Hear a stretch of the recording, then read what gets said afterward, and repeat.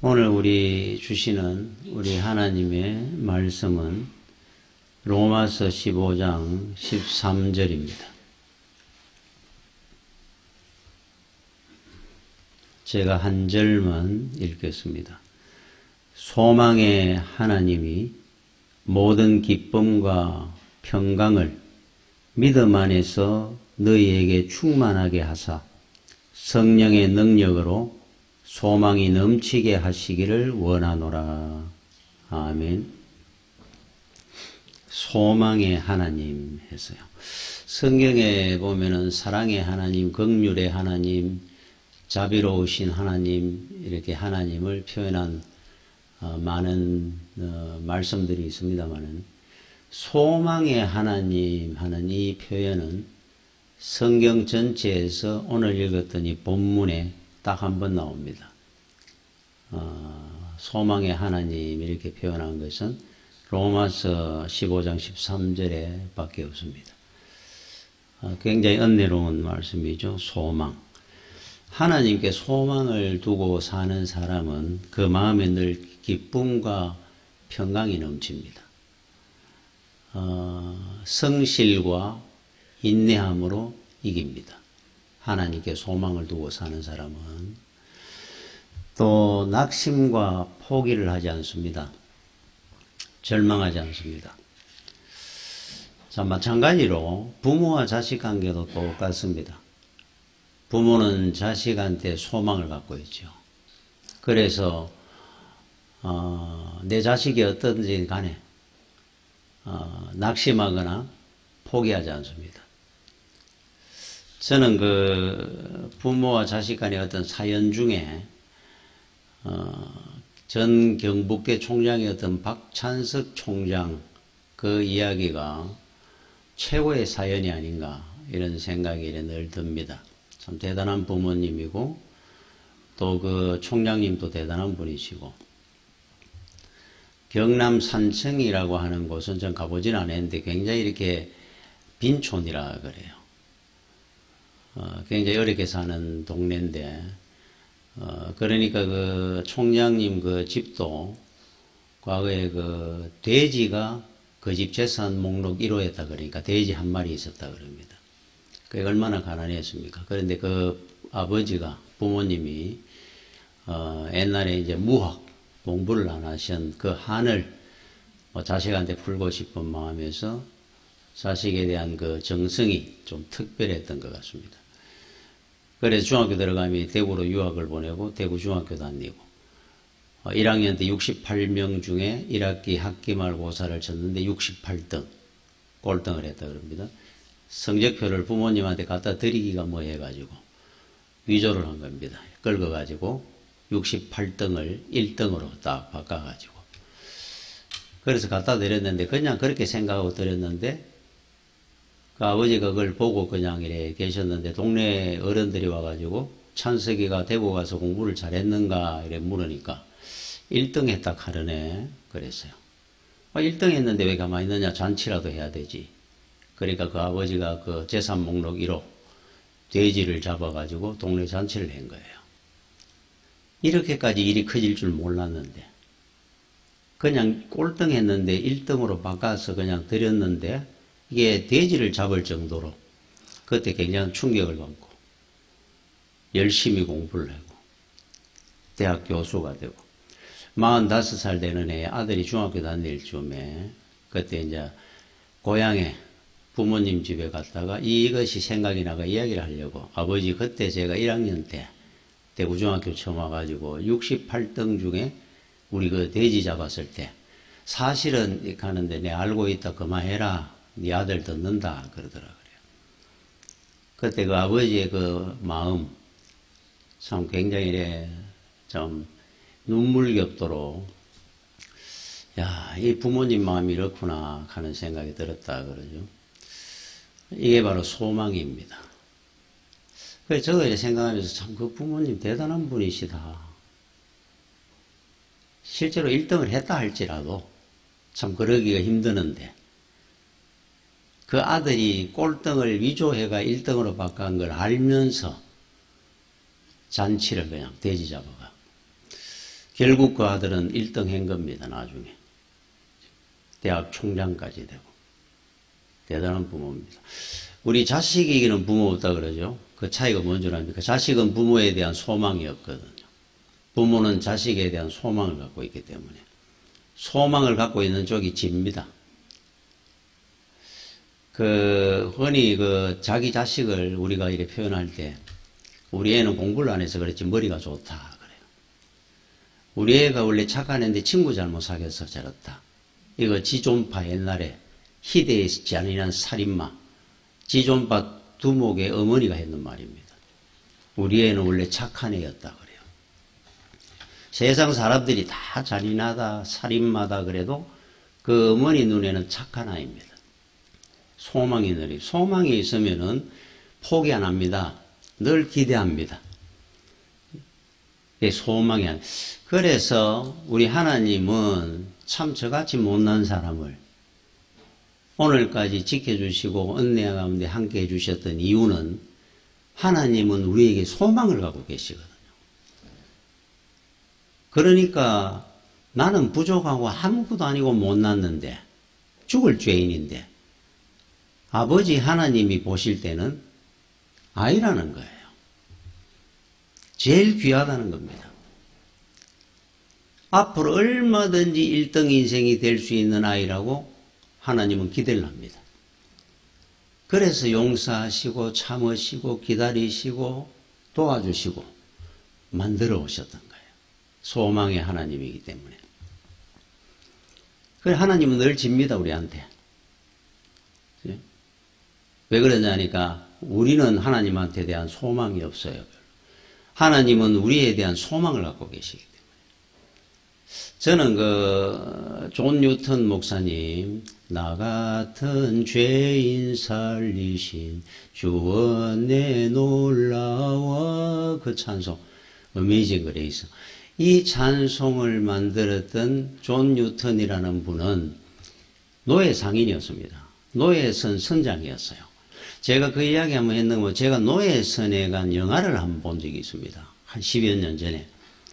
그거를 보고 얼마나 잔인한지 짐승한테도 그래 못할 것 같은데 그 노예들을 그 좁은 지하 배 밑창에 가다 놔놓고는 쇠사슬로 묶어가지고 아니 용변은 어떻게 보며 밥을 그냥 또 모이 주듯이 던져줍니다. 입에다. 그러다가 병이 들어가 몇 달을 가야 되니까 미국 가려고 그러면 가다가 병이 들면 병드는 사람 끄집어냅니다. 쇠사슬에 주르륵 연쇄가 바다를 던져버립니다. 제가 그런 영화를 하나 보고는 그 주일 설교를 하기 힘들었어요. 이 마음이 안 잡혀가지고 마음속에 분노가 자꾸 일어나서 설교가 안 되는 겁니다. 그 이후로부터 제가 앞으로 내가 잔인한 영화는 절대 안 봐야 되겠다. 안 봅니다. 영화를 어떤 일의 내용 전에 내가 이렇게 줄거리나 이렇게 듣다가 보면 그렇게 잔인하다.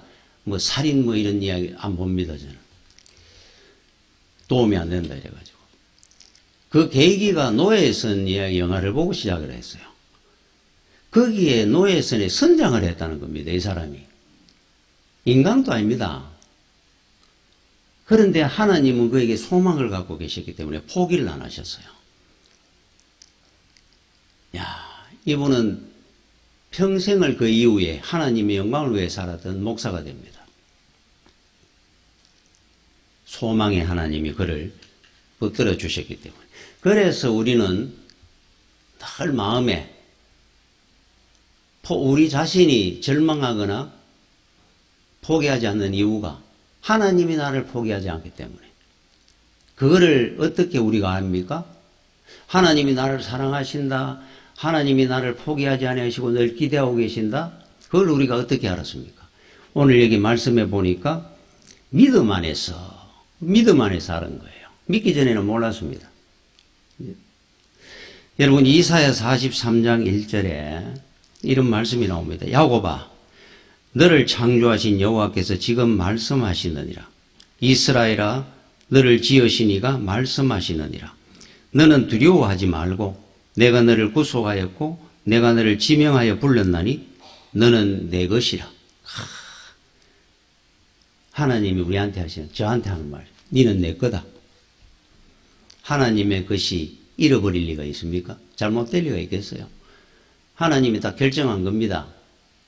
최종이 너는 내 거야. 김 집사는 내 거야. 그래서 우리는 이렇게 살아가고 있는 겁니다. 감사하면서. 그렇죠? 그 이런 이야기를 할 때 그 당시 이스라엘 백성들이 어떤 상태였냐면 한심하기 짝이 없었습니다. 신앙 상태가 우상을 섬기고 하나님을 배신하고. 그때 이 말씀을 이사야 선지자를 통해서 하신 말씀이에요. 절대로 나는 너를 버리지 않는다. 너는 내 거다. 그 한심한 이스라엘 백성들을 보면서. 그래서 저는 늘 생각을 합니다. 세상에 어떤 자신을 갖고 있느냐 하면은 낙심하지 않는 이유가 어려움이 있을 때도 하나님이 세상에 누구보다도 나를 사랑하신다. 저는 이 믿음을 갖고 있습니다. 여러분들도 마찬가지일 겁니다. 하나님은 세상에 무엇보다 누구보다 나를 사랑하는 겁니다. 여러분들을. 그러면 끝나는 거 아닙니까? 하나님이 사랑하신다는데 하나님의 것이 어떻게 잘못되겠습니까? 그래서 지금 이래 생각해 보면 여러분들도 마찬가지일 겁니다. 인생의 고비고비마다 어려웠을 때 순간순간마다 하나님이 나를 지켜주시고 도와주셨던 그 일들이 주마등처럼 지나갑니다. 늘. 그때 그래서 저는 늘 생각합니다.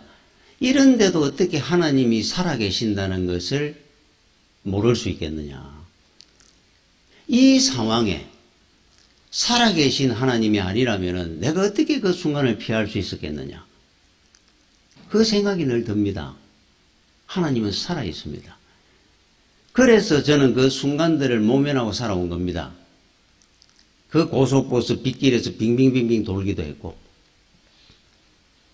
밤에 내려오다가 깜빡 조는 사이에 그 당시에 고속도로 공사하고 있었는데 논길로 바닥으로 반지 차가 턱 걸렸어요. 저 밑으로 논길로 떨어져야 될 상황에.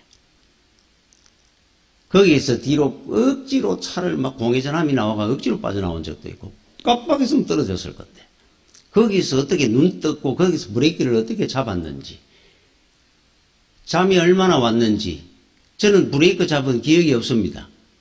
차가 브레이크 잡힘이 확 섰어요. 이런 이야기를 참 생각을 해보면 우리 교회를 건축하고 어려웠을 때 지켜주셨던 일들. 우리 어머니가 늘 말씀하신 것처럼 내가 간증하려고 하면 2박 3일을 잠 안 자고 해도 다 못한다 하듯이 저도 많습니다. 그런데 어떻게 하나님이 살아계시지 아니하고 나를 사랑하지 않는다 말입니까? 하나부터 10까지 은혜입니다. 은혜. 이 하나님이 소망의 하나님입니다. 자, 소망이라는 단어는 뜻 중에 하나가 이런 뜻이 하나 있어요. 죄송합니다.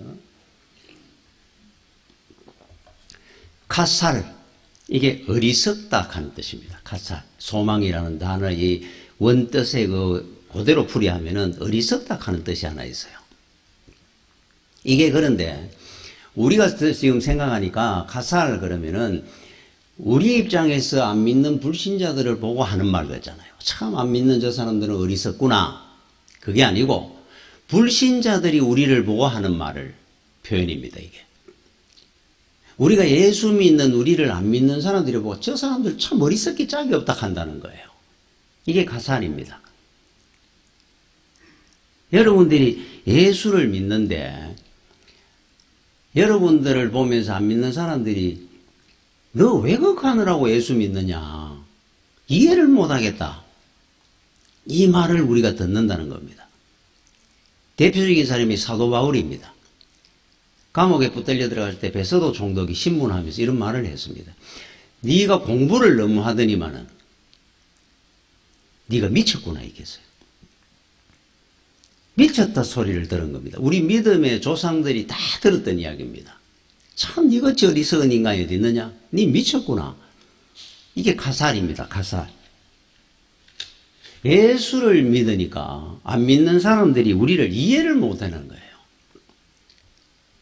왜 주일날 좋은 날 그냥 놀러 가고 쉬고 하면 될 거를 교회 간다고 또 저렇게 가가 하루 종일 또 봉사한다 그러고 왜 저렇게 사는 거야?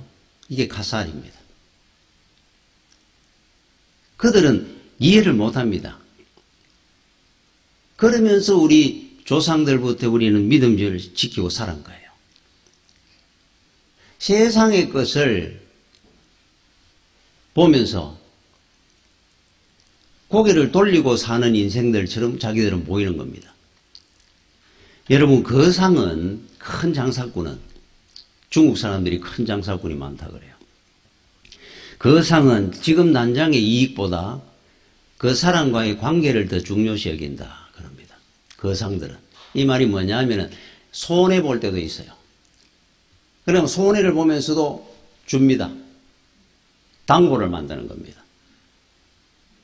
이게 큰 장사꾼들의 마음이라는 거예요. 우리 똑같습니다. 큰 걸 얻기 위해서 작은 거 주는 겁니다. 세상에 이거 아무리 귀한 거라 그래도 작은 것들입니다. 하나님 관계가 제일 귀한 거거든요. 진짜 우리가 큰 장사꾼들이에요. 그 사람들은 이해를 못합니다.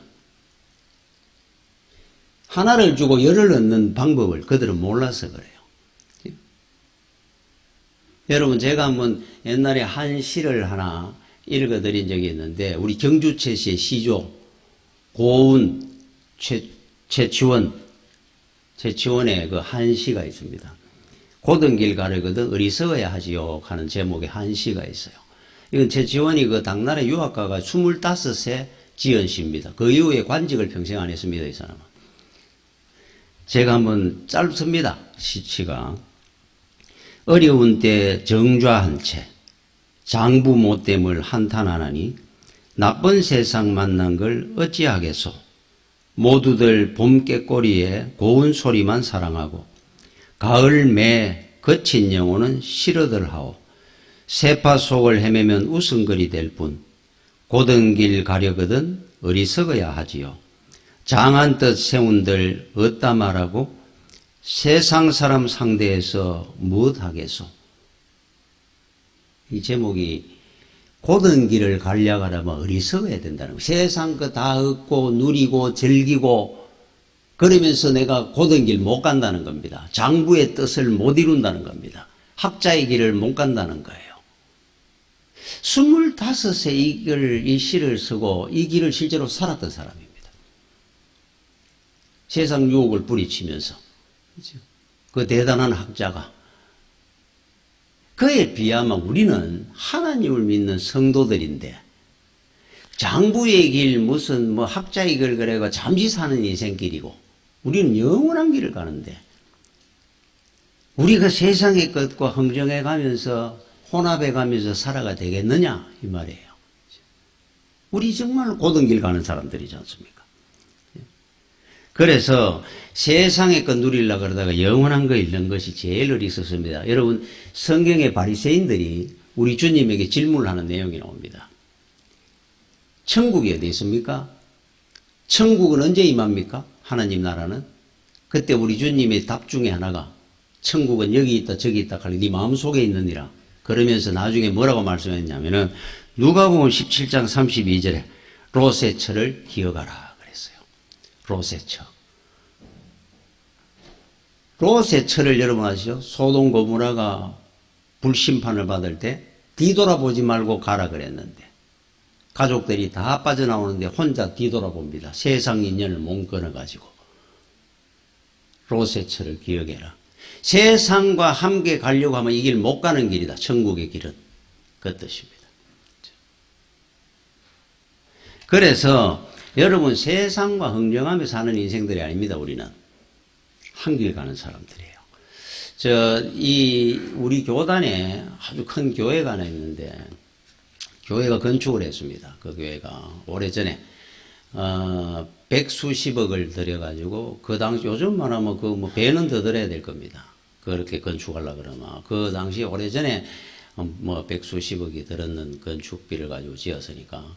그런데, 이제 그 교회를 이래 지고 그 목사님이 굉장히 검소하시고 그러신 분이에요. 그러다 보니까 옛날에 쓰던 그 성구, 의자라든지 문짝이라든지 이게 아까운 겁니다. 버리기가. 그래서 교회를 백수십억 들여가 멋지게 지나놓고 그 성구들을 다 같이 넣은 겁니다. 제가 한번 예배를 드린다고 한번 갔었는데,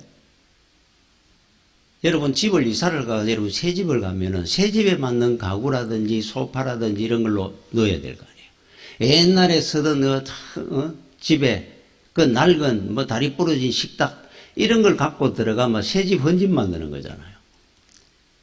제가 이래 갔는데 전부 헌성구들 문짝이 이래 붙어 있으니까, 야, 이렇게 좋은 백수십억을 들여가지고 지은 이 교회가 성구가 그렇게 낡았던 거를 갖고 갖다 이어놔 놓으니까 새 집 안 같은 거예요. 얼마나 그게 안타까웠습니다. 이게 검소한 것도 좋지만 그 백수십억 들였는데 그거 얼마 하겠어요, 그 성구. 제가 왜 이 말씀을 드리냐면, 여러분들의 우리 심령은, 성도는 성령님께서 임재하시면서 깨끗하게 청소된 겁니다. 지금 여기에다가 세상에 썩고 더럽고 없어질 것들로 채워보십시오. 헌집됩니다, 이거. 성령님께서 여기 임재할 수가 없는 헌집을 만들어 놓는 거예요, 새 집이. 그러니까 여러분들이 기억하고 살아야 됩니다. 어느 교회에서 질문지를 돌렸어요. 무슨 질문지냐 하면은, 천국을 간다고 지금 생각하고, 천국을 갈 때, 이 땅에서 무엇을 가지고 가고 싶은 거를 목록을 한번 써보라 그랬어요. 자, 내가 오늘 이제 천국 갑니다, 내일. 그러면은, 정말로 내가 갖고 가고 싶은 거, 천국 가는데, 버리기 아까워서, 그 목록을 한번 써봐라 그런 겁니다. 그럼 여러분들은 뭐라고 쓸 것 같습니까? 얼마 전에 였는 좋은 가구, 명품 백, 다이아몬드 반지 뭐 있다 치고, 자, 이런 거를 갖다가 지금 다 목록을 써보라 그래요. 천국 가는데. 여러분, 천국에는 홍보석, 옥복석으로 지어진 집입니다. 길을 금으로, 벽돌을, 금을 벽돌처럼 쓰는 나라입니다. 그렇잖아요? 금길입니다. 자, 여러분들이 지금 아까워가지고 이거는 내 꼭 갖고 가고 싶다. 천국 가는데. 목록을 한번 작성해 보십시오, 여러분들도. 답이 어떻게 나왔느냐, 전부 다. 가져갈 것이 하나도 없습니다. 그게 답입니다. 여러분, 뭐 가져갈 것 같아요, 천국 가는데? 여러분들이 정말로 이 땅에 귀하게 여기는 거, 나는 이거는 내 갖고 가고 싶다 하는 거 한번 써보십시오. 허락해 준다고 치고, 여러분들이 귀하게 여기는 것이 얼마나 귀하긴지, 천국에서도. 가져갈 것이 하나도 없습니다. 그러면 뭐 하나 챙기고 갈 것 같습니까? 천국. 믿음 갖고 가는 나라예요. 그래서. 그럼 이 땅에 여러분들이 갖고 갈 수 있는 믿음 챙기고 살아야 된다는 겁니다. 천국, 우리는 결국 천국 가야 되니까. 이 땅에 잠깐 살다가 가는 건데. 뭐 어떤 사람은 집사람하고 다른 데 가는 천국은 없습니까? 이렇게 묻는 사람이 있다 그러는데. 또 그 집사람하고 또 살아야 됩니까? 그러면서. 천국 가서도 여러분들이 서일 수 있는 거를 챙기십시오. 지금부터. 그게 과연 여러분들이 뭐가 있는지를 한번 보십시오. 자, 소망이라는 단어는 또 하나 뜻이 하나 있어요. 내장, 우리 간이나 심장이나 뭐 위장이나 내장. 또 노끈, 동아줄 같은 노끈. 이런 뜻을 갖고 있습니다. 소망이라는 단어 중에는. 자, 내장이 우리 눈에 보입니까? 안 보입니다. 그건 아주 중요하죠. 껍데기보다. 어느 부위가 조금만 잘못돼도 뭐 못 사는 거니까. 그래, 실제로 소망은 눈에는 안 보이는 것 같지만 굉장히 중요합니다. 소망을 갖고 사느냐 안 사느냐는. 저 사람은 소망이 있는 사람, 소망 굉장히 중요한 거예요. 또 하나, 이거는 녹건과 같습니다. 여러분들이 살다가 어려움을 겪을 일이 생길 때 그 어려움은 하나님과 우리 관계에 단단히 묶어주는 삼겹 동아줄과 같은 겁니다. 소망 있는 사람한테 어려움은. 소망이 있는 사람한테도 우리는 어려움이 오죠. 우리 성도들도. 그러나 이 어려움이 오히려 하나님과 관계를 단단하게 묶어주는 녹건 역할을 합니다. 여러분, 미우라 야꼬, 빙점이라는 소설을 썼던 미우라 야꼬라는 사람은 그 별명이 종합병원입니다. 제일 그 중요한 질병 중에 척추카예스라는 병을 갖고 있었고 그 외에도 많은 병을 몸에 갖고 있었어요. 그런데도 불구하고 많은 사람들을 위로하고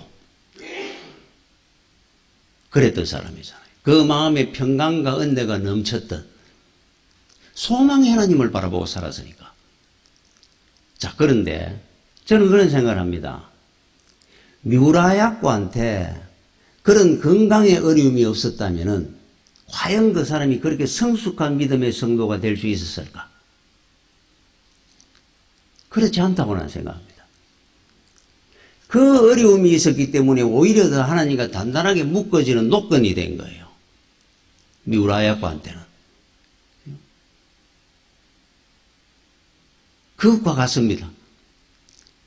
여러분들은, 성도들은 소망의 하나님을 우리는 믿기 때문에 여러분들 인생에 오는 어려움이 있거든. 그 어려움은 그걸 우리를 낙심케 하거나 절망케 하는 어려움이 아니라 성도들은 하나님과 하나로 묶는 단단한 녹건 역할을 하는 어려움이 될 겁니다.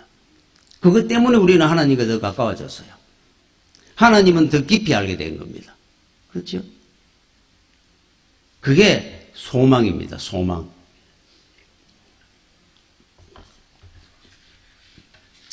그래서 여러분들이 믿음 생활할 때 소망의 하나님 믿어야 되는 이유입니다. 저는 TV에 이구아수 폭포라고 있어요. 세계에서 제일 큰 폭포입니다. 나야가라 폭포보다 더 큽니다. 이게 브라질하고 아르헨티나 경계 지역에 있다 그러는데 이구아수 폭포라고 얼마나 대단하게 큰지 그 폭이 2.7km, 2,700m. 우와, 2.7km 된답니다. 이 폭포의 폭이, 그 강의 폭이. 그리고 폭포 수가 275개랍니다. 폭포. 작은 폭포, 큰 폭포 다 해가지고. 제일 세계적으로 유명한 명소가 악마의 목구멍이라고 하는 폭포가 있어요. 그 폭포 중에. 무지개가 확 져 있는 대단한 폭포가 하나 있습니다.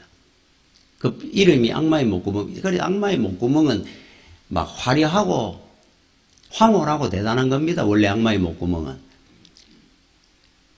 그런데 이 폭포를 얼마나 대단하면은 엘리너 루즈벨트 그 영부인 이 폭포를 보고는 불쌍하다 나야가라요 이런 말을 했다 그래요. 나야가라 폭포가 그거 되니까 아무것도 아닌 것 같이 느껴져 가지고 자기 그 미국에 있는 나야가라 폭포를 불쌍하다 그랬다 그래요. 대단한 폭포였던 것 같아요. 그런데 이 폭포 위에 내보면 아주 고요합니다. 강이. 그 많은 양들의 물들이 흐르는지 안 흐르는지 모르게 와서 여기 와서는 콱 폭포가 되어 떨어집니다. 그리고 그 폭포를 지나고 또 조용하게 강이 흘러갑니다. 그래서 거기 보트도 타고 요트도 타고 막 이래요. 모타 보트도 타고 그 밑에 폭포 밑에가 구경도 하고. 교훈이 뭔 줄 압니까? 첫째는 여러분들이 인생 평안하다 가는 중에 언젠가 인생에 큰 낭떠러지 되는 폭포를 만날 수 있습니다. 우리 인생도. 그렇죠? 그리고 나면은 다시 또 고요한 은혜 가운데 이 또한 지나가리라 갑니다. 그런데 중요한 거는 이 긴 강 속에 이 강이 이구아라 강이 이 폭포가 없었다면은 세계적으로 유명한 명소가 되겠습니까?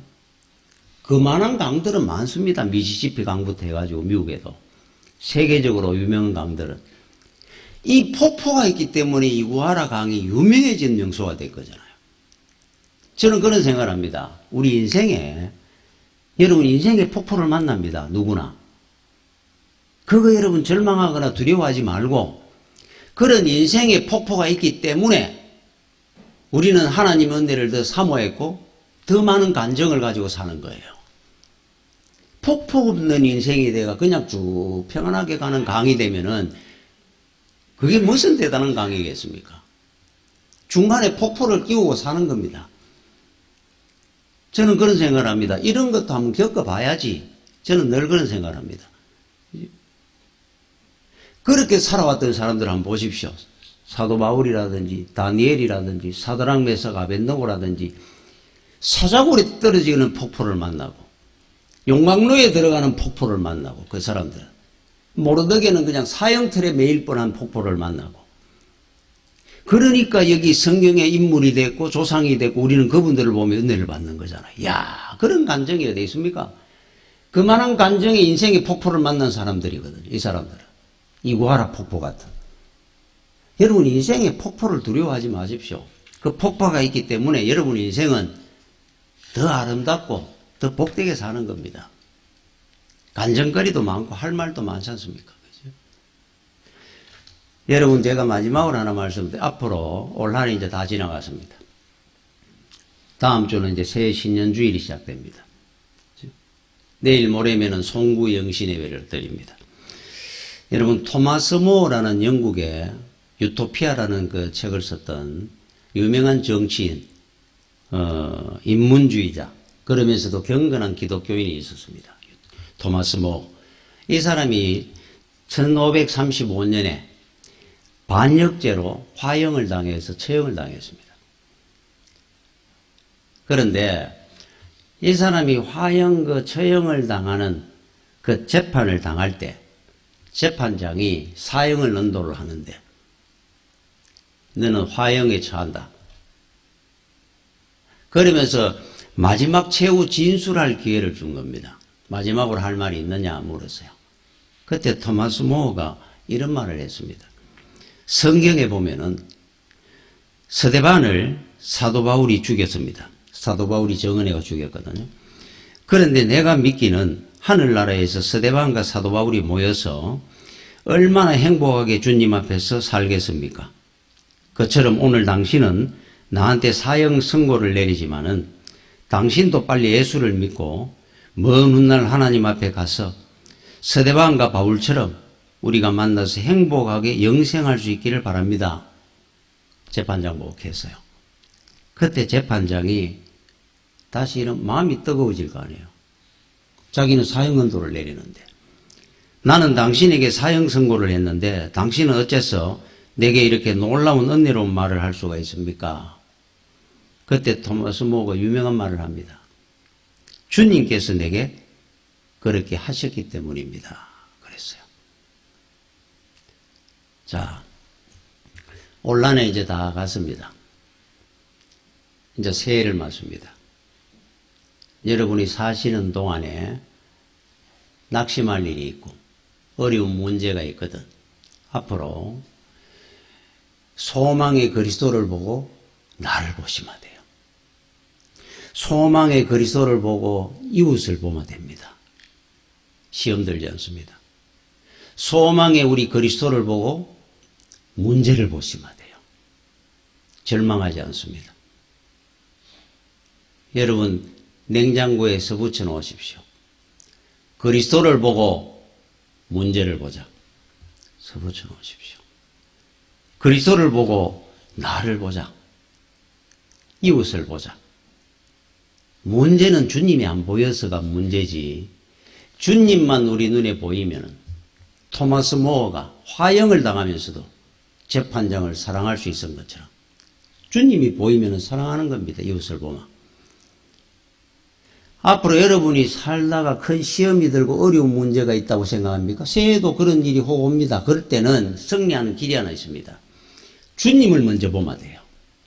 여러분 눈에 주님만 보이면은 그 문제 아무것도 아니고 너는 이겨낼 겁니다. 절대로 우리 인생 절망하거나 낙심하지 않을 겁니다. 주님만 보고 나를 보면은. 새해에는 반드시 주님을 바라보고 주님과 함께하는 소망의 하나님을 바라보고 믿고 사는 여러분들이 되시기를 축원합니다. 기도하겠습니다. 주여 은혜를 감사를 드립니다. 올 한 해 다 지나가도록 은혜 가운데 함께해 주신 하나님, 이제 마지막 주일 예배를 드렸습니다.